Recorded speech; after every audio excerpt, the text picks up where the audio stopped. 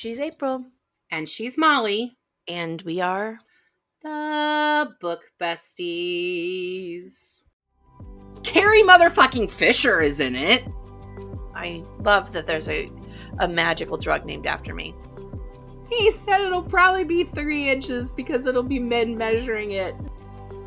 If that is not a Molly statement, I don't know what is. I don't know what to say about her. She's like a pixie sprite nightmare. I mean, yeah, that's a terrible idea. And I didn't realize I was like monochromatic until I got on camera. Like, I'm just brown. Brown. What the fuck, Molly?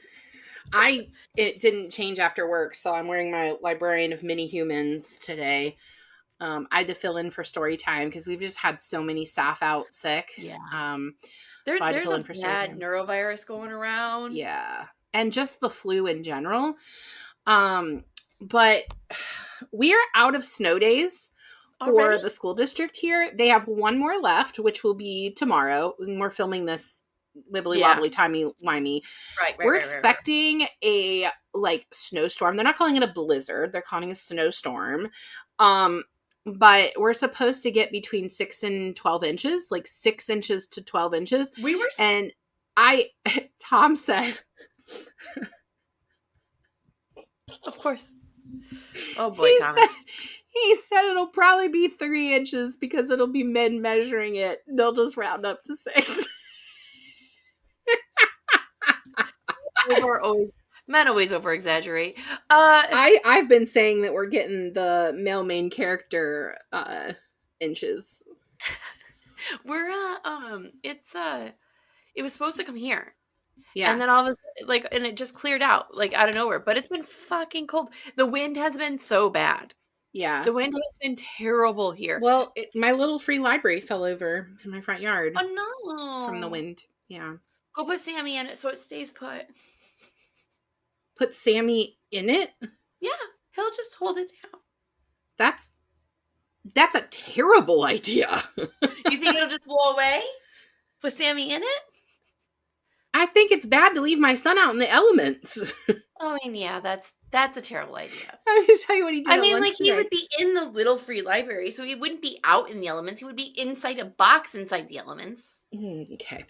I got to tell you what he said at dinner today. It was so funny. He was making all sorts of weird, I don't know, the inside thoughts were outside.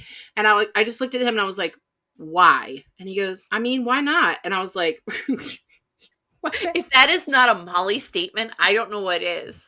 Because I can. Why would you say that? I don't know. It was there. I had to give it to somebody. You're welcome. Man. You're welcome for the sharing. Oh, man. How's your sinus infection doing? Or sinus headache or whatever? Better. It was part of the neck. I've been really unwell lately. My inflammation is getting bad again. Yeah. And it's I'm sure the weather's not helping. No, and it's causing all these other problems, and so it just domino affects my body, and I get no control over it. I found a new rheumatologist. That's awesome. North of DC, but they're not going to be able to get me in until April. Gosh. I'm sorry to backtrack on this, but I just want to say, man, Amy Award was a great guest. I loved that episode so much. That was a great episode. If you haven't listened to it yet, go back and listen to it. Yes. She was a great guest. And a lot of times when funny. Yes. And when we interview authors, a lot of authors are introverts and you get the dynamic. Let's talk about Heather Webb and Hazel Gaynor. Both awesome interviews, right? Yeah. And together you can see that Hazel's a little bit more extroverted and Heather's a little more introverted, but they both put on a great interview, and right? They pull each other out of their shells. Exactly. But you've got Amy, who's been in this business for a very long time, and she had knowledge that we did not have. Oh my God. The information I learned, I went to school for publishing and writing. Yeah. And the information I learned from her about self-publishing was not a part of my education. It wasn't. A lot of people who are indie authors, self-published authors, they aren't able to do what she's doing. She said that is her full income. That is her full-time job. I am so freaking jealous. Even like legit so public, traditionally published authors, and that's not their full job. No. That's not Chessie's full job. Like, she has a job. Okay, but also our beloved Chessie also is an overachiever. Homegirl has a fucking master's. I have a master's. Right, but you don't write novels. What? You don't write novels. As a hobby. Yeah, but I have a lot of hobbies. I'm not saying you don't. Like this new Lego project I just finished. Check this out. That's beautiful. And your journal. Your Yeah, journal is a new hobby. No, but what I'm saying is like Chessie builds worlds in her free time. It's wild. And she started, if you're not following Francesca Zappia, she's also doing cosplay now with her boyfriend, her partner. Mm-hmm. I'm super obsessed with it. Those Legos are super cute, by the way. Was that a Christmas gift? Yes. Was that your Christmas gift from Tom? No, Christmas gift was Valentine was roses. See, I mixed up. This was the holidays. Valentine's gift. I mixed up the holiday. And then I have one more bouquet, but it's with, I have to do that one with Sam because he technically won it in a raffle. Aww. I got Matt a bouquet for Valentine's Day. Do you want to know what he got me for Valentine's Day? Sure. He got me lotion. What kind of lotion? Oh, wait. I already know the story. Do you want to tell the listeners? He goes, how do you like the smell? And I go, well, it's really familiar. And he goes, what do you mean? And I go, it's my mother's lotion. So it's going back. It's going back. Yeah, I go, that's why it was really familiar to you. Not really what you want. He definitely had a reaction.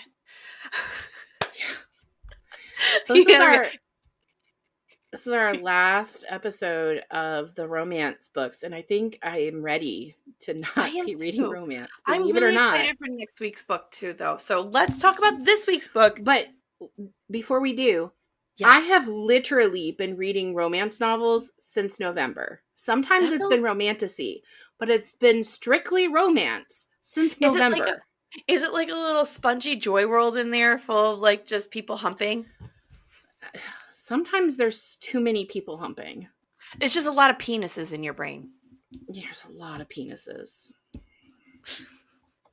I needed a peen break. Yeah. Tress is a good peen break.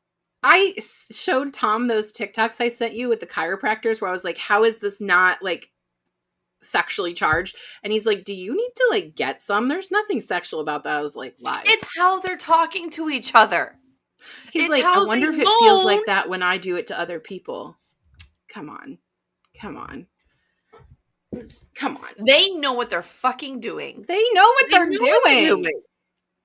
Oh, I'm going to put their things in the comments too so you guys can go see and agree with us. These gentlemen know what they're doing. And they know what they're doing. Ew. Okay, so this week it is You Again by Kate Goldbeck. Yeah, and I don't have a copy. I listened to the audiobook.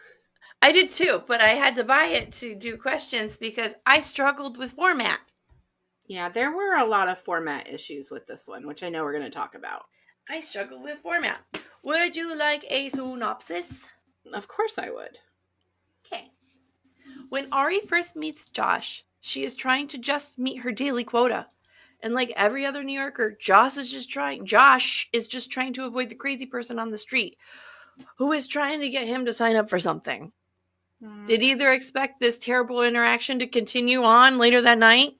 No. But here they are, waiting for Ari's roommate, who is currently dating Josh, but also sleeping with Ari. The two have a tense interaction until Ari leaves, and they both hope that's the end of it. But it's not.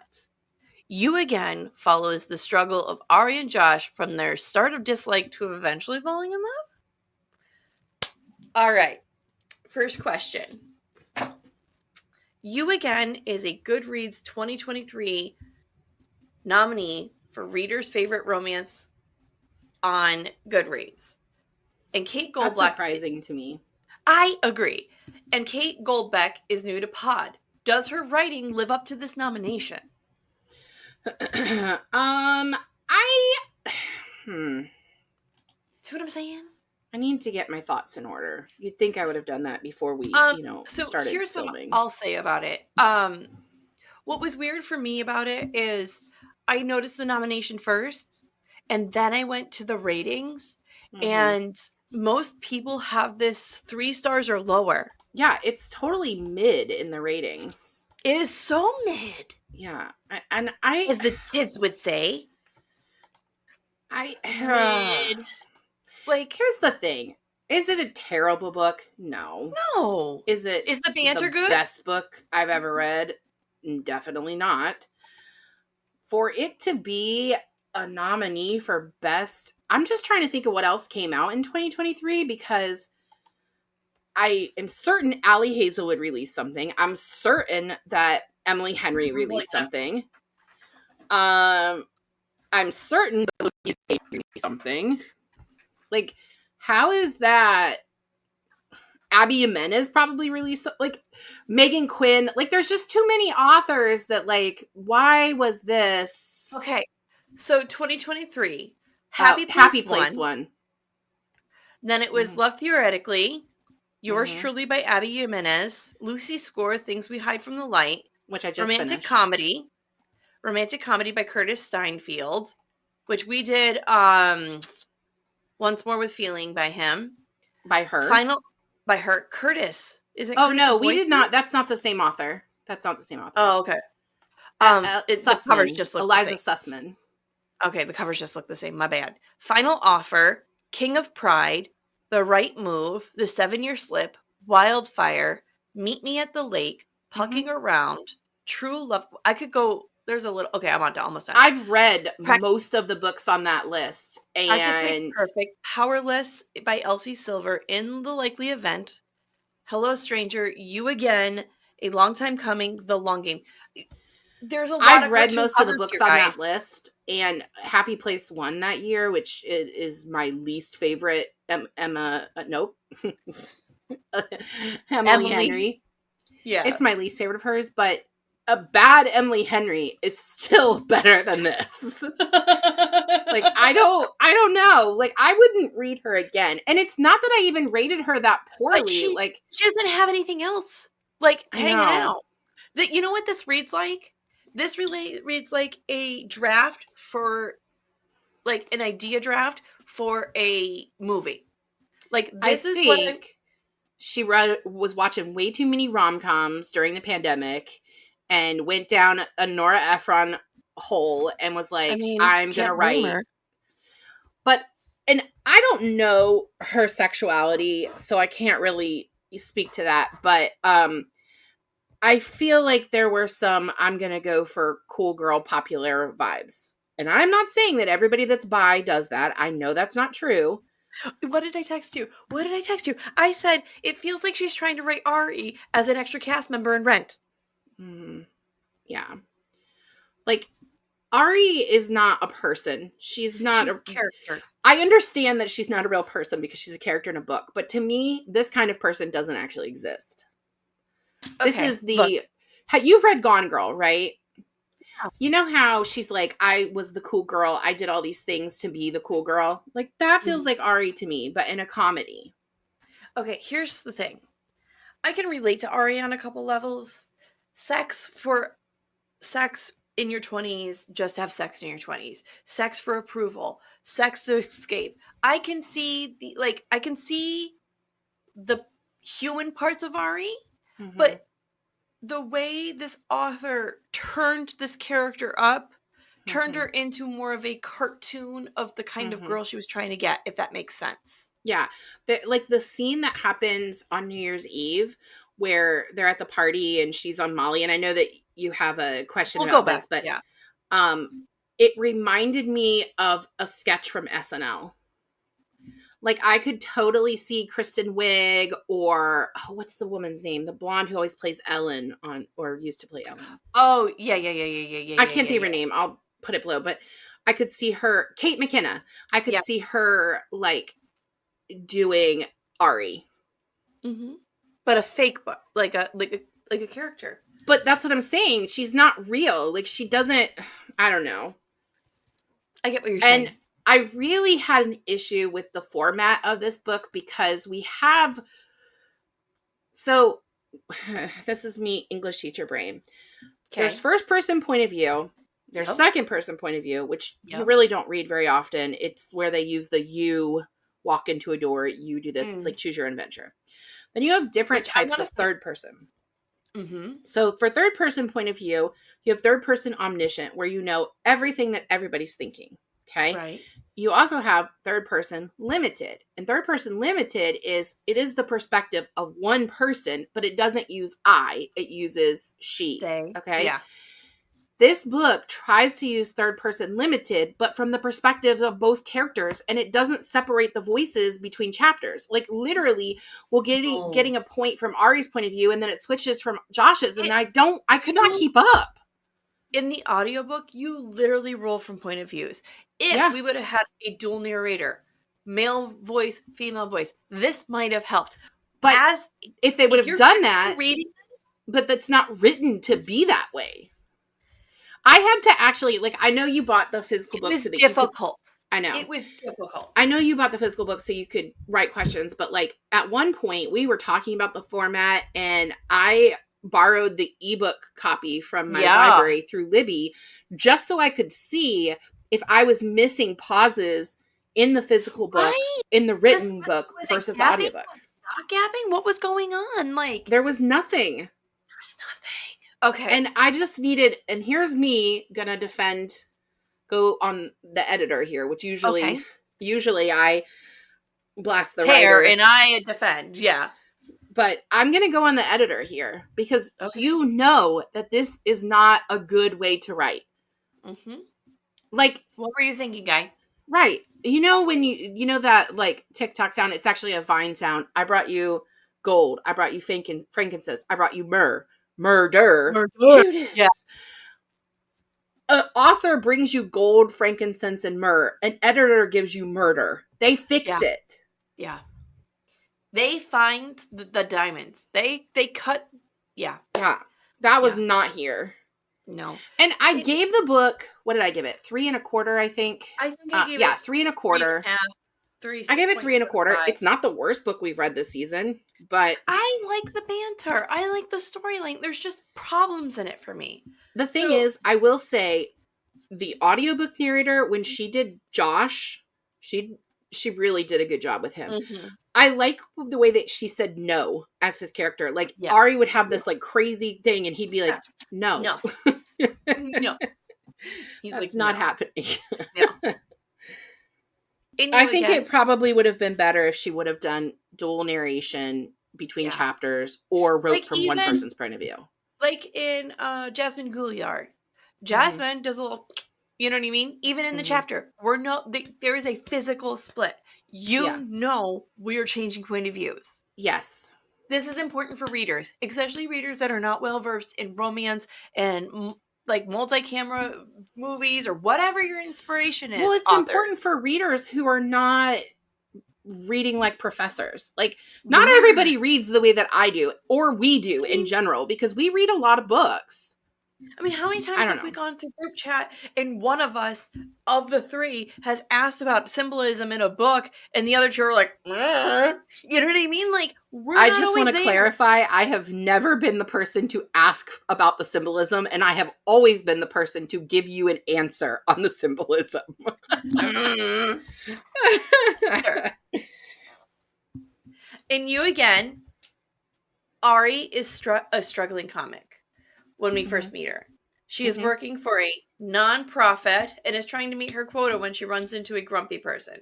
That person shows up at her door, interrupts her Netflix and chill. Josh just wants to cook dinner for his girlfriend, who happens to be late. What do you think of their meet cute? So this set up expectations for me that I feel like the rest of the book didn't follow through on. Because when I actually started this book, I started it before you did, and I texted you and was like, I'm really digging this. This is really cool. The expectations were there to be this really good rom-com. And I can't not picture Josh as Adam Driver. Like, he's Adam Driver. And I could picture the streets of New York, because it's very much like Harry Met Sally, iconic. Yeah. But I mean, it is an awkward thing, right? She's hustling because she's an She actor, a has to. comic, and most actors don't make money acting. Like, most comics don't make their living being comics. Has anyone seen Party Down? Come on. Yeah. So I think the expectations that were set from the beginning were really good. I just didn't think there was follow through. No, there was a I buildup. I also don't think it was totally necessary that not only was the roommate sleeping with Ari on occasion, but she had multiple male partners. Like, Josh called her his girlfriend, and for most of this book, I was like, Josh, these women do not like you. Like, what is wrong with you? Okay, I'm gonna defend Josh here. And I complained about him a lot while we were reading this because a male hopeless romantic feels like a farce to me, but that's neither here nor there. That's Ted Mosby. I know, but I didn't like Ted Mosby. He annoyed me. Yeah, but I like the actor, Josh Radnor. Remind me of Josh Radnor. Anyway, what was I doing? Oh, I've been in relationships where I thought we were being casual. I thought we were like chill. And the guy's like, oh, this is serious. This is this. And I'm like, oh, you need to back up, guy. The fact that he didn't have any idea. She was with another guy while he was making dinner at her apartment. And then his long-term girlfriend, like the longest relationship Josh has in this book, is with a woman who doesn't even live in the same state as him. He really does not understand setting this boy is so autistic. They set this character up for autism, and I don't agree. In the very beginning, there was some autism markers for me, and then it just petered off. Like, she was thinking about it, and then she changed her mind.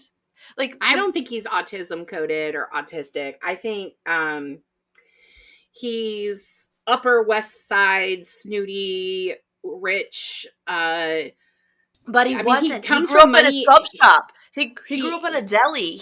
But not just a deli. He grew up in the deli. deli, as seen on, as featured in. There's a lot of nepotism. Like, he's basically Blake Lively as a man.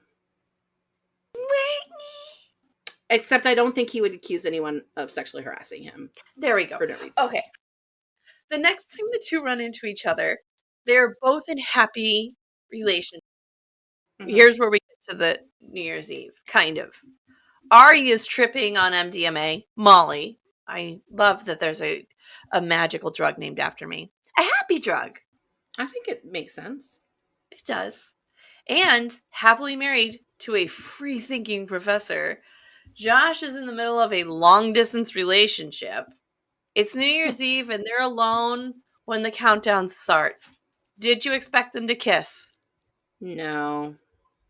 But I gotta be honest. Sorry, go ahead. This scene felt unnecessary for me. Like, I know they had to shove them together, but I think that there were better situations they could have ended up in. And here's the thing. The first encounter that they have together, Josh is all for a relationship. He wants the marriage, the kids, all that. And Ari is not. And not that someone can't change their mind on that. Like, no. I'm not saying that. But Ari's character was never set up to be somebody that was going to actually fall in love. Get married in Vegas? Sure. Yeah. But get married and fall in love and then have your heart broken because you start an open marriage and then you're surprised when your wife picks somebody else? Like, yeah. No. Something traditional scared her. Which, I want to praise the author for one thing. Mm-hmm. Usually I bitch that there is too much backstory and there's too much filler and like there's too much of this family and too much of this. We had a complete family for him and we didn't talk about her family. And that wasn't a part of the program and it wasn't a part of the storyline. And I liked that there was clear boundaries in that, but I feel like we might have been able to use it with Ari. You know what I mean? It could have explained some things. I think the author wanted us to feel like she was so broken that she wouldn't feel like she was worthy of Yeah. Josh actually loving her. And so that's why she leaves and goes and does this other job. But I never felt like that was her reality. No. I never felt like that. I would more likely feel like Josh got his heart broken, realized that he had been such an idiot all this time. Like, your girlfriend has lived far away from you for 3 years. When she moves back, you've bought a place for the two of you to live, and she's like, nah, I'm going to go live somewhere else, and leaves the country and goes and works somewhere else. She couldn't even be in the same apartment with you for 3 months before she was like, peace out, boy, I got to dip. Yeah. Like, that's some inner inflection. That's gotta be some inner inflection. And I know when they start their friendship that really leads to the relationship, like, I know they're both in a broken and vulnerable place, but I don't feel like he was broken enough, and I didn't think like her breaking was made sense. Does that work? Does that make sense there? Okay. So we're still at the beginning of this book, right? Oh, Chapter 4. Hell. By this point in the book, we have several characters that are in the Josh and Ari universe. Helping things stay, well, messy. We have Josh's family, his sister and his mother, Ari's friends who she may or may not have slept with, and all of Josh and Ari's exes. Do you feel this book with all these characters built us a filled out, fully developed world? I don't know how to answer that because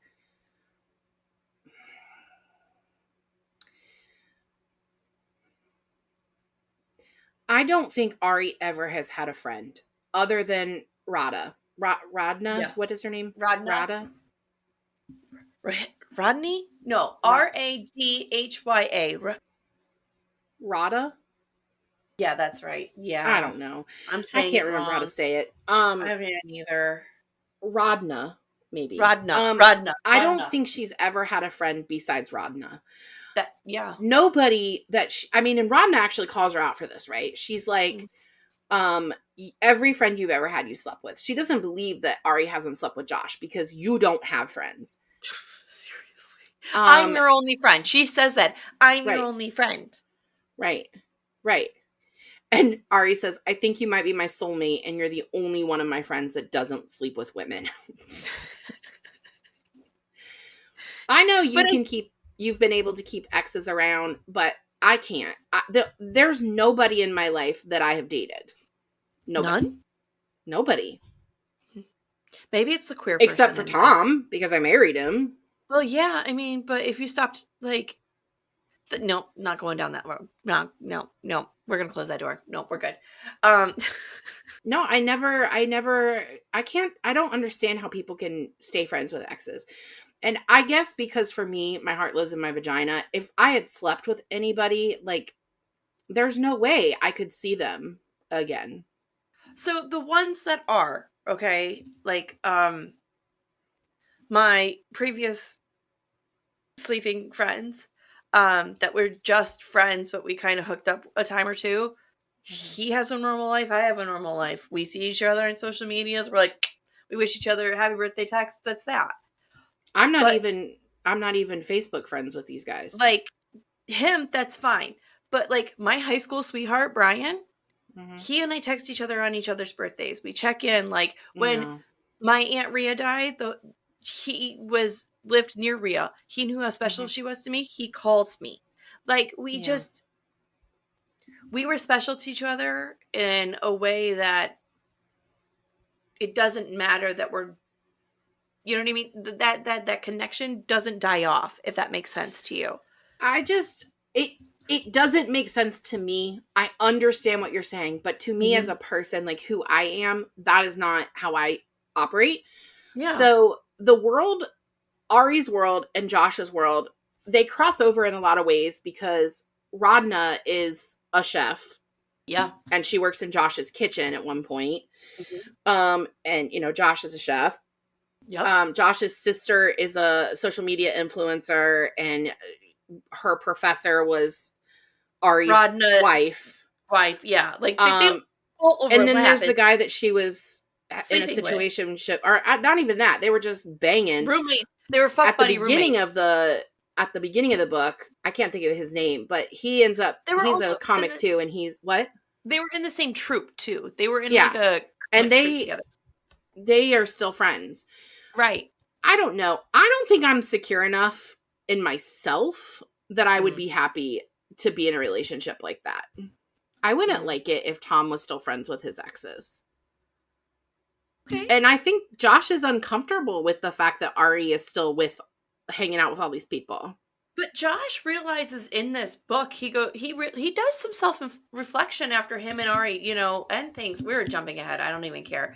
He does some self-reflection, after him and Ari end things, and he starts seeing a therapist. He realizes that he deserves better. He's like, oh shit, I'm letting these women treat me this way. Maybe but that needed to happen for both characters. Yeah. So this book is loosely based on or inspired by When Harry Met Sally. Okay. Yeah.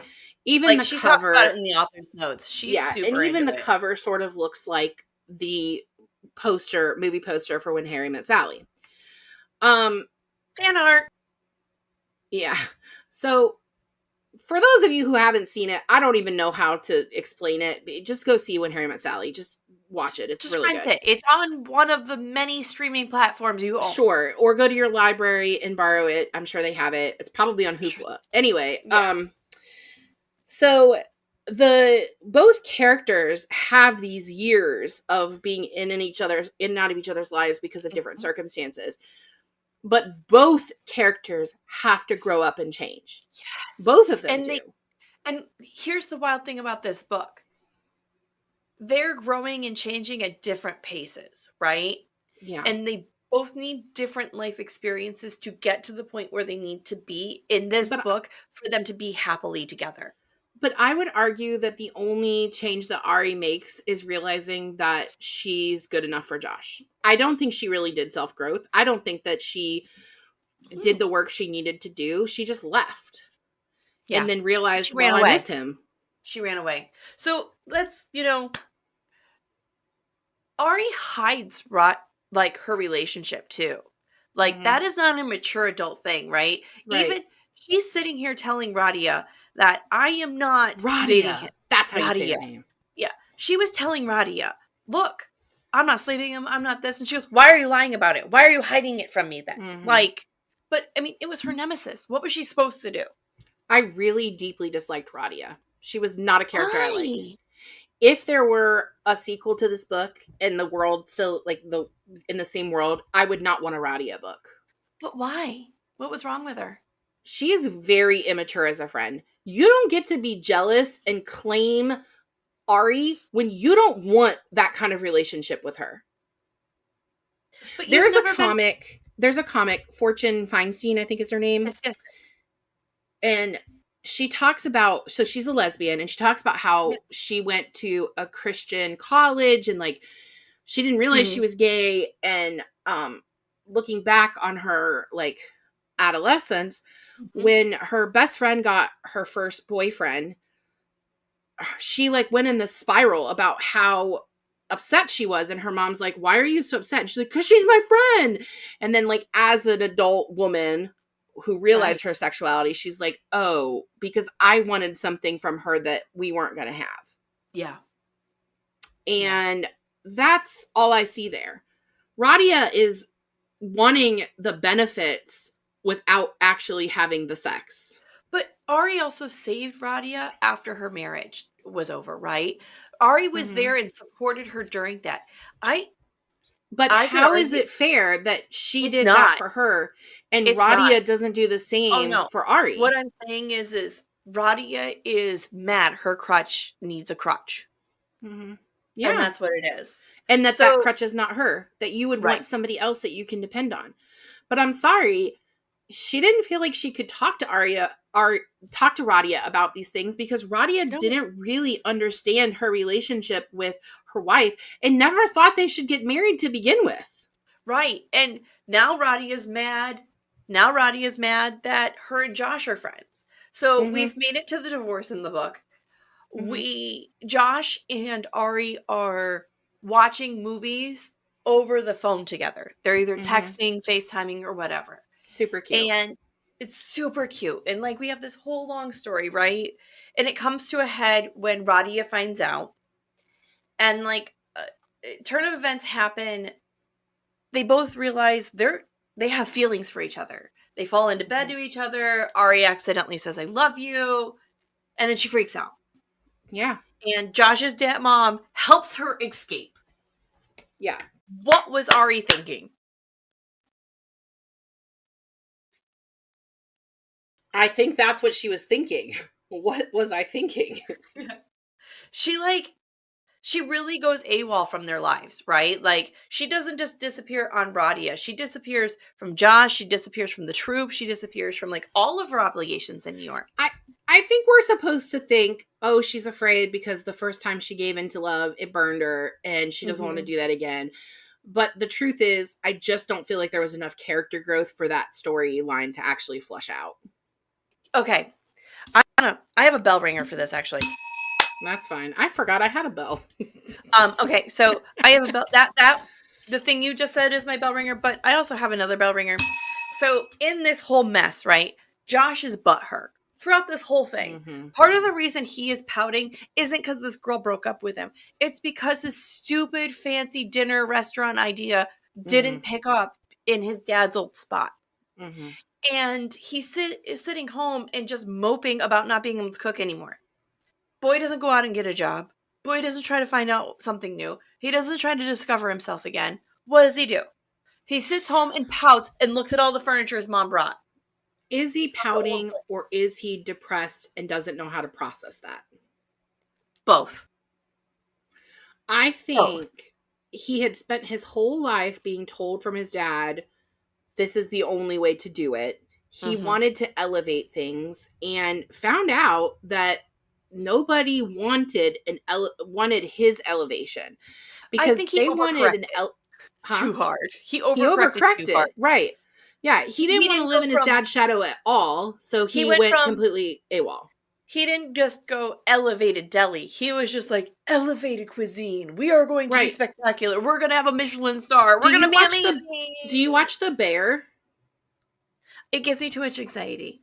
This is exactly what happened in The Bear. Well, I mean, the last season ended where we assume everything's going to fall apart because they got a bad review.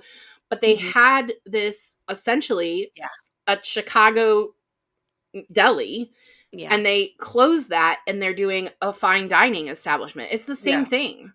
I stopped on the Christmas episode, the flashback Christmas episode, because it was just... That is one of my favorite episodes. It gives me too much anxiety. It's very much a... Oh, it's a really heavy episode, but the guest stars in that episode are so quality. Like, they're so amazing. Jamie Lee Curtis is incredible. Yeah. I'll eventually jump back into The Bear. It was just really triggering for me. And I can't explain why. But anyway, yes. That episode really isn't connected to the rest. I mean, other than, like, the trauma of how awful their mom is. Yeah. It's really not connected to the rest. So, the end gets messy. Because, well, Ari. She returns to New York City. And Josh, they're both messy. Yes. She returns to New York City to see the launch of Radia and Josh's pop-up. They come up with some elevated deli bullshit, whatever. And she's trying to fix things with both of them. Things to see smoothed over with Radia with a few cuss word nicknames and some candy. But Josh isn't having it. In my notes, it literally says Josh stands on business, because he did in those moments. He stood up for himself to Ari for the first time ever, which I feel is true. Do you think he was right for telling her off? Does Ari get to come back like nothing happened? I guess I'm not remembering that, but I don't really think... Okay, yes. I remember now. No, she cannot just be like, none of that happened. Like, she can't just ignore all of it. No. He's absolutely right that I'm not going to pretend like this never happened and move on. Good. Unfortunately, that is the life that she's created. She's slept with these people that she's still friends with, and it's no big deal. And that's not the relationship she has with Josh. No. It's not. There's too much. Regardless if they said they were dating or not, that entire time they were dating. Yeah. It's like You've Got Mail. Like, they're dating that whole time. Right. It was in You Got Mail, they were having an emotional affair. Mm-hmm. That's all You Got Mail was an emotional affair. Okay, in the end, Ari has an airport run. Did this live up to the rom-com standards that they were calling it It to? really bothered me that they called it an airport run when it was really the end of When Harry Met Sally. When you realize that you want to spend the rest of your life with Yeah, somebody, you want the which rest of I your have. life to start right Yeah, away. That's what it really was. It was not an airport run. It wasn't a she got off the plane situation. Like, it wasn't that. I mean, although I guess he did stop running and turn around, but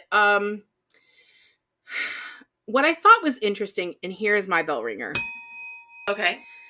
It is never established that Josh was friends with the guy friend of hers whose name escapes me. Mm-hmm. That Josh's phone number would be in that guy's phone. Yes, And yet Ari is or she have worried. it memorized. Right. Ari is worried that Josh will have her phone blocked. So she takes that guy's phone and goes to the race and Right, texts him from there. And I think it's supposed to be like a modern day run through the airport or whatever. Like, right, she came to where he was right, and they were texting or right. whatever. But you've never established that he would have this phone number. That, like, it's never It, established. It really it, bugged me. this ending bugged me. It So took me out of it. it did too. This ending. Well, what took me out of it was I read at the end the author has like this whole long note about. So I have a note about this. The author is a When Harry Met Sally stan. Like, she has a whole note about this. Do you think Mm-hmm. this lives up to like the whole like final part of this book? Does it live up to the book movie? No, and you are never going to live up to that. When Harry Met Sally is the standard for many rom-coms. It Really? it was a pivotal change in the rom-com genre. Mhm. And first of all, the cast is stellar. You've got Meg Ryan and Billy Crystal. Carrie motherfucking Fisher is in it. Like, it's it, you Yeah. can't. Don't do this. Don't No. try to be When Harry No. Met Sally. Don't. And then in the end, they get engaged in a sex shop. Yay, nay, does No. this work? It, No. okay, No. the engagement in the sex shop was for Ari. It wasn't for Josh. It would have never happened. It would have been cute if they would have, like, oh, this is where we met, whatever. But it isn't even where they met. They met at Ari's old apartment. Yeah. It April. was really vulgar. It was a disaster of an ending. Yes. April Goodreads. Final thoughts. Did I miss any? I gave it a 3.25. I'm gonna look at Goodreads real quick because does she have other books? Like, is she? No. This is the only one I saw of hers. Because I don't want to read her again. I Like, don't either. if you put her on pod, I would have to. Oh, there's a We book each on get here one. called Daddy Issues.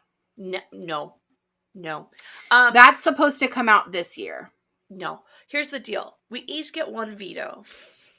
Just use your permanent veto on Kate, because I'm gonna. Well, if you're gonna do it, I'm not gonna waste my veto on this. I'm gonna do that dumbass who wrote Big Swiss.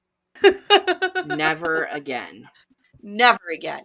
Never again. I wish that would have been the lost episode compared to Lost Apothecary. Oh, yeah. And you know what? What's really What? frustrating to me about this book is that it was on both of our TBRs. Like, Yeah. you put it on pod, but both of us had it on our TBRs. This was a book that we both wanted to read. 80s and 90s rom-coms raised me. Right. So Bridget Jones is still one of my favorite movies. I still if, watch the series constantly. if you tell me this is fucking Meg Ryan, Mm-mm. it better be Meg Ryan. It's not even close. Ari is, I don't know what to say about her. She's like a pixie sprite nightmare. She's a pixie dream girl, but she's not. I know. She's not. Instead of being the pixie dream girl, she's a pixie nightmare. Might as well add AIDS and drugs into this and we have fucking rent. Yeah. You know? Okay. I should tell you. AZT break. Oh no. What is it? I always sing La Vie Boheme. I love La Vie Boheme. there's a lot of words in that just trigger me. Like, it tastes the same. If anybody says it tastes the same, I go, if you close your eyes. If you close your eyes.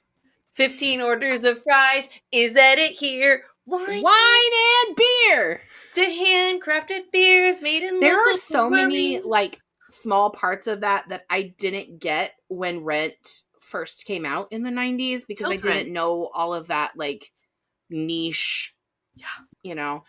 But like as an adult, I'm like, yeah. I was singing it full chest, 13 years old. No idea we were talking about sex toys. Hey, mister, she's my sister. You want to talk about what we got coming up? Yeah, so this was the end of February, so let's talk about March. We are taking on Brandon Sanderson for the first time in March. I cannot. Our first March book is Tress of the Emerald Sea. And I know, guys, if you are a Brandon Sanderson fan, we know this is not where you're supposed to start. By the way, this is a library copy. Support local libraries. We know this is not where you're supposed to... They need to shh if they say that. We know this is not where you're supposed to start with the Brandon Sanderson Omniverse. I don't know what Multiverse? I think it's Omniverse. I don't know. Anyway, we know that. But it's where we're starting. So we need something simple. Yeah. So that's where we're starting in March. And then the second book in March, I don't have a copy of it, so we'll put it right here. It is the Sundown Motel. Is that right? By Simone St. James. The Sundown Motel by Simone St. James. So we're going to get into a little bit of thrillers, which And I was told that's not where you're supposed to start with her either, but fucking I don't care. Listen, I think I'm ready. I don't think I've ever said this before, but I think I'm ready for a thriller. Like, I just need... Tress is fantasy, so I'm still getting like some cool vibes there, but then we're going to go on to this book, Tempest of Tea. And another book that was on both of our TBRs. Hafsa Fazl is maybe how you say her name. I'll look up how to actually pronounce it. But I saw this book in my library. I own this copy, but I saw this book in my library and went, that is fucking beautiful. What is this book about? I had no idea. But then when you look at the blurbs on the back, Rebecca Ross, who wrote Divine Rivals, who we loved, Allie Hazelwood, and Holly Black. All authors that we have liked for the pod. So we've made a concerted effort this year to read more diversely, not just in queer and hetero, but in more racial diversity. So we're making a concerted effort because, you know, we should read diversely. So we're going to read that one. And then we're going to wrap out the month with our good friend Emma Berry and her newest book, Bold Moves. I am so which she sent us. Book. These are uncorrected copies. These are ARCs. And I could not be more excited for this book. It actually goes on sale it actually goes live on April 22nd, not our episode, the book. You can purchase it now. You can pre-order it now. But it will be on bookshelves. Yeah, it will be on bookshelves on April 22nd. And man, I'm so excited. I actually am having lunch with Emma Berry this weekend. So I had a fear that she's going to ask me if I liked the book because we've had it for a few weeks, but I haven't started it yet. But there's no way I'm not going to like it. Her writing is phenomenal. I've now read 2 of her books and have a third one on my Kindle and then this one. And I did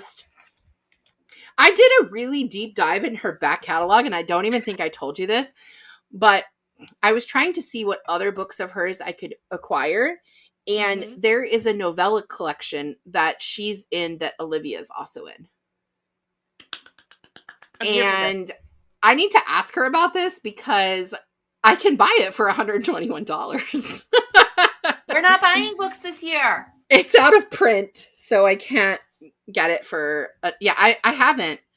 The only books I bought this year, I bought a few books at Barnes & Noble's half price hardbacks the day after Christmas. Tempest of Tea was one of them.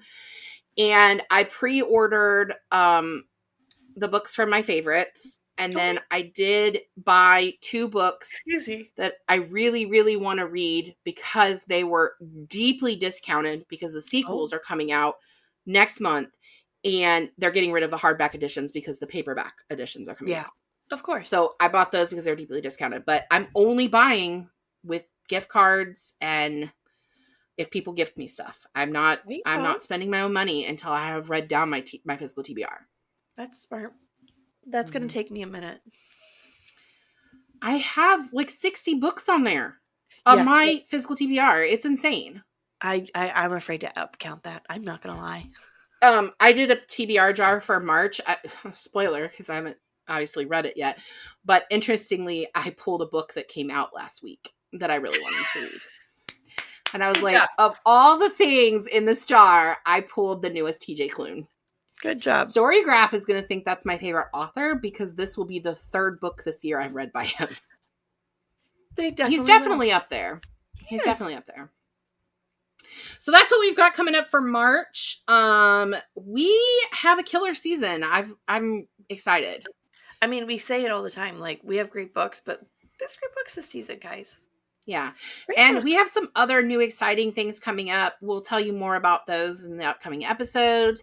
We definitely are going to be live somewhere this summer, which we'll tell you more about when we have more info. And places happening, things happening. We're going to have some other things going on that we'll let you know about as soon as it's all settled. You know, secrets and wibbly wobbly, timey-wimey stuff. You guys know how it is. We'll see you guys next time. Yeah, sounds good. Bye guys. Thank you for joining us on Book Besties. Don't forget to like and subscribe. The views discussed here are those of April and Molly, not those of anyone else. Today's book is You Again by Kate Goldbeck. Your Book Besties are Molly Biggs and Ava Watkins. Editing by Thomas Watkins, and music is Sleep Sweetly by Brigida. Don't forget to follow the Book Besties on Facebook, Instagram, TikTok, and YouTube. If you'd like to contact the Book Besties, please email us at bookbestiespod@gmail.com or visit our website, bookbestiespodcast.com. Until next time, besties, get lost in your favorite book.